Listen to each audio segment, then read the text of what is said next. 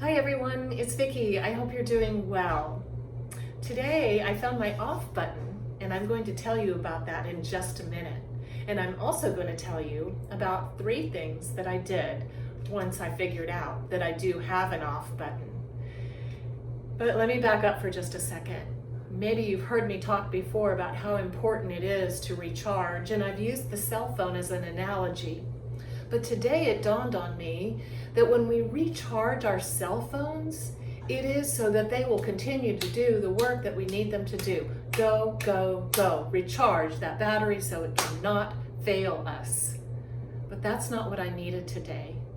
Today I needed to be off, not recharged to just continue to do that work that I do every day.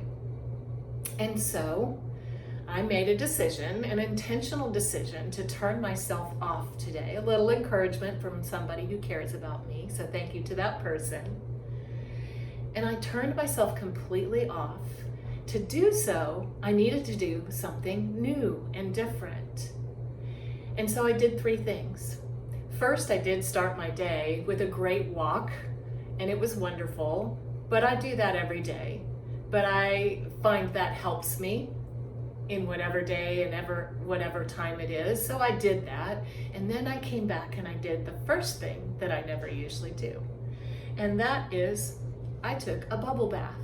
I never take bubble baths. And yes, it's hot outside, but the air conditioning's on.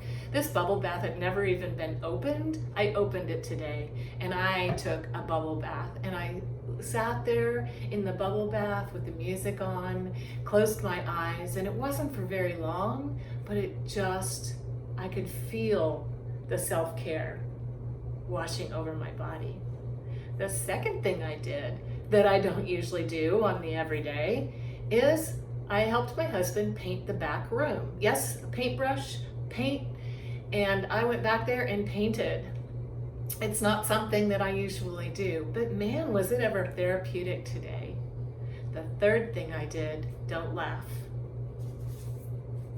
I wrote myself a card, and I'm going to actually put this card in the mail and mail it to myself.